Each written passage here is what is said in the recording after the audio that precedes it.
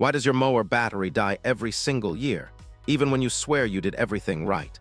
You charged it, you stored it, you bobbied it all winter. And yet spring comes around, you turn the key, and all you get is a slow, sad click. Before we get into why that keeps happening, hit that like button right now, because this video is going to save you real money. And if it helps, subscribe so the next battery you buy is the last one you regret. Here's the thing nobody tells you at the store. That battery under your mower's hood was never designed to survive what you're about to put it through. It looks tough. It looks just like the battery in your truck. Same size, same terminals, same shiny label promising 2 or 3 years of service. But the second you close that hood and start mowing, that battery enters one of the harshest environments any battery can sit in. And most people have no idea it's happening until the mower won't start. Picture this, it's the middle of July. The grass is tall, the sun is brutal, and you've got half the yard left to cut. You turn the key, and instead of that familiar rumble, you get silence. Or maybe a weak little click that tells you the battery has nothing left to give. You know you didn't leave the lights on. You know you charged it recently. So what happened? Most homeowners just shrug and say batteries don't last anymore. They accept it as a fact of life, the same way you accept that your phone battery gets weaker every year. But that's not actually true. A mower battery isn't supposed to die every season. When it does, something specific is going wrong, and in almost every case, it's one of 4 things. And here's the part that should really bother you. Every single one of these 4 problems is something you could have prevented if you'd known about it from day one. By the time this video ends, you're going to understand exactly why that battery keeps failing. And more importantly, you're going to know exactly what the guys at small engine repair shops do differently so their batteries last years longer than yours. Let's start with the biggest one, heat. Think about where a car battery lives. It sits under a hood with airflow moving around it, some distance from the hot engine block, sometimes even with a heat shield protecting it. Now think about where your mower's battery lives. It's usually crammed right next to an air-cooled engine that has no radiator, no coolant, and nothing standing between it and that battery except a few inches of open space. That engine runs hot, really hot, and with nothing to block or carry that heat away, it radiates directly onto the battery sitting beside it. Heat is the #1 enemy of any lead-acid battery on Earth. It's not vibration, it's not age, it's heat. As a rough rule that battery technicians use, every extra bit of sustained heat a battery experiences can cut its usable life dramatically. A battery that should last 5 years in a cool, stable environment might only give you 2 or 3 sitting next to a hot mower engine all summer long. And the cruel part is there's no warning system for this. Your car might flash a check engine light. Your phone tells you when it's overheating. Your mower does nothing. The battery just quietly gets weaker, session after session, cook after cook, until one afternoon it simply doesn't have enough left to turn the engine over. And you're standing there in the heat, confused, holding a battery that looks completely fine on the outside. If you live somewhere with long, brutal summers, places like Texas, Florida, or anywhere the mowing season stretches from early spring to late fall, your battery is basically living inside an oven for most of the year.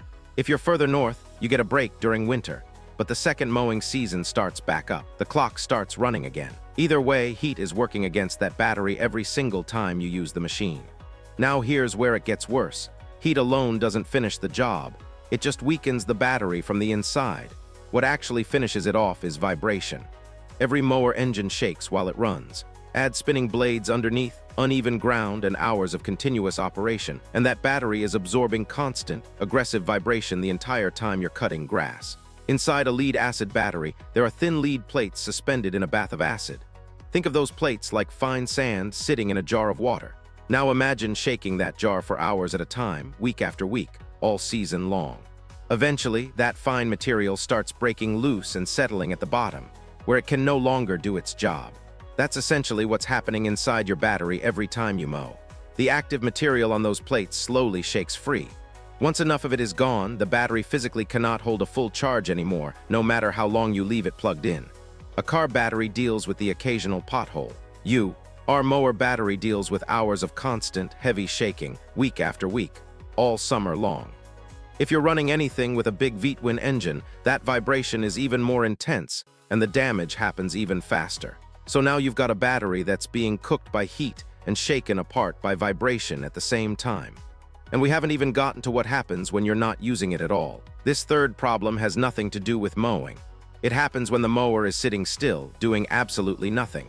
Most people park their mower for the winter, leave the battery connected, and don't think about it again until spring. During those months of sitting untouched, something called sulfation quietly takes over.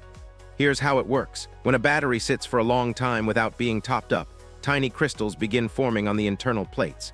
These crystals build up slowly and steadily, and the longer the battery sits, the worse it gets.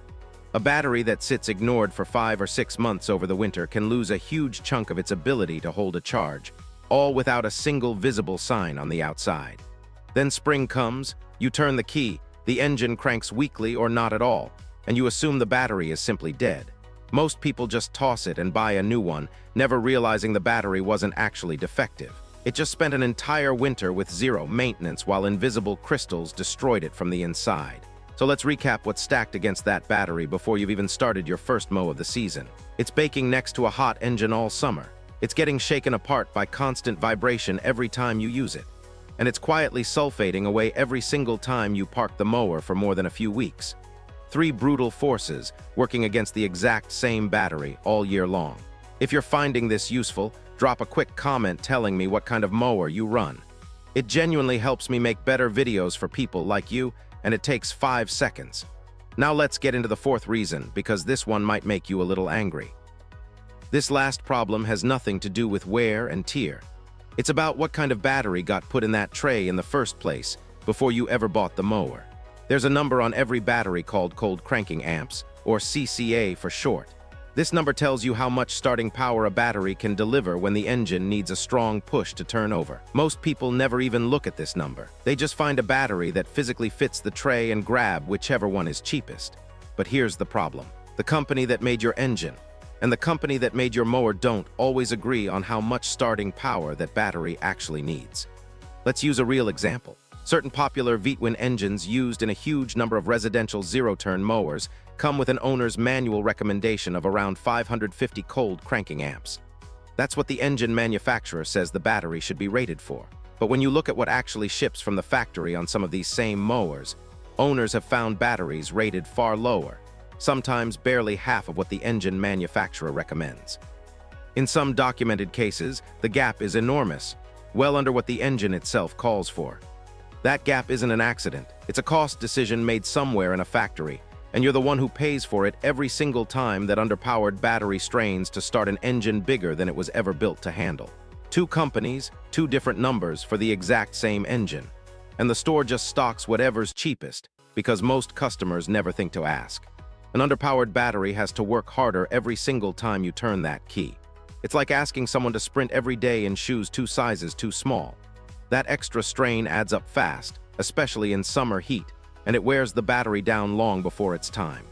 The good news is, this one's an easy fix. Check your engine's owner's manual for the recommended CCA rating, then compare that number to whatever battery is sitting on the shelf. It takes 2 minutes, and it tells you everything you need to know before you spend a single dollar. So now you know the 4 things working against that battery. Extreme heat with no protection, constant vibration shaking it apart, sulfation eating away at it every time it sits unused, and a real chance it was never even rated for the power your engine actually needs. None of this is bad luck.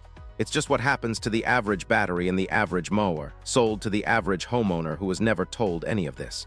Here's where it gets good though, because once you know what's actually happening, fixing it isn't hard at all. There are 3 habits that mechanics and small engine shops follow without fail, and none of them cost much or take much time. The first habit is using a smart battery maintainer instead of a basic trickle charger. This is a bigger difference than people realize. A basic trickle charger just pushes a steady stream of power into the battery non-stop, and over time, that can actually overcharge and damage it.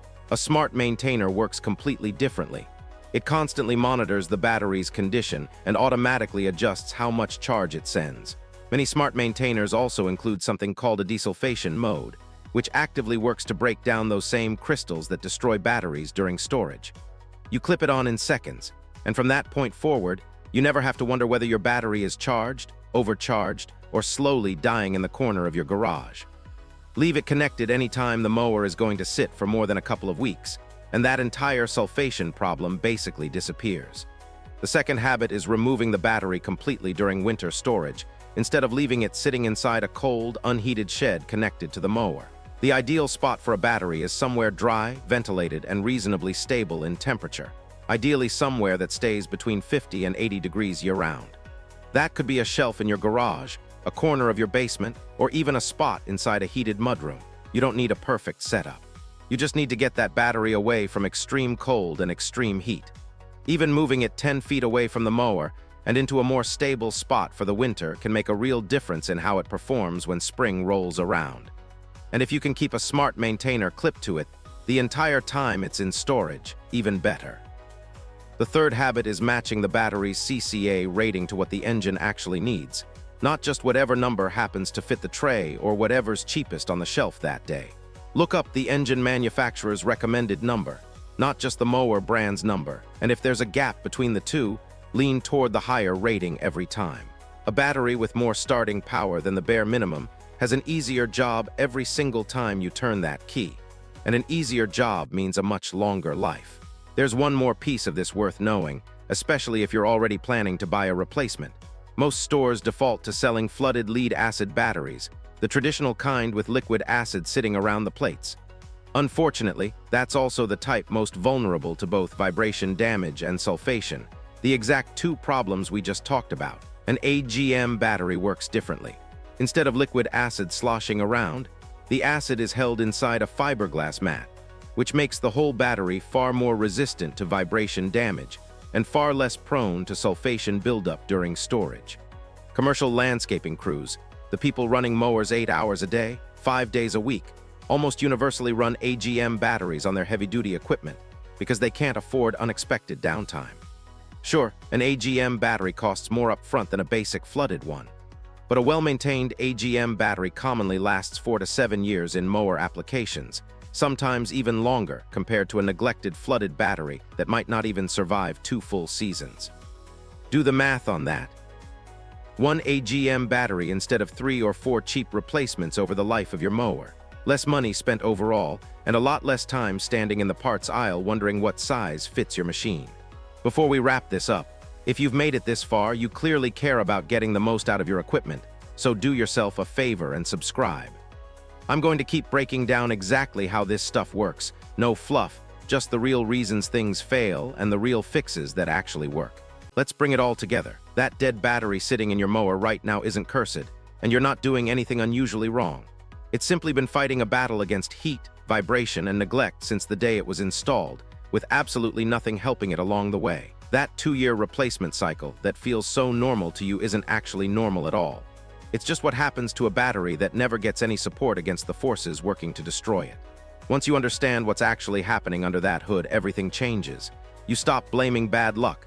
You stop assuming batteries are just built to fail quickly. And you start doing the small, simple things that mechanics have known for years. Keep it cool when you can. Keep it maintained with a smart charger instead of a basic one. Store it properly over the winter instead of ignoring it. And make sure the battery you buy actually matches what your engine needs, instead of just grabbing whatever's cheapest and hoping for the best. Here's the part that really matters. Replacing a cheap battery every couple of seasons, over and over, for the entire life of your mower, ends up costing you far more money and far more frustration than simply buying one solid battery and pairing it with a good maintainer from the very beginning. It's not about spending more. It's about spending smarter one time instead of repeating the same mistake every single spring. So the next time you're standing at the parts counter, staring at a shelf full of batteries that all look basically the same, you won't be the person just grabbing whatever's cheapest anymore. You'll know exactly what number to ask for. You'll know exactly what your engine actually needs. And you'll walk out with a battery that's built to survive the exact environment it's about to live in, instead of one that was never built for it in the first place. That mower sitting in your garage right now, whether it starts perfectly today or gave you trouble last week, deserves better than being an afterthought. Give the battery the same attention you give the blades, the deck, and the tires, and it will reward you with years of reliable starts instead of one disappointing morning after another. The choice from this point forward is entirely yours.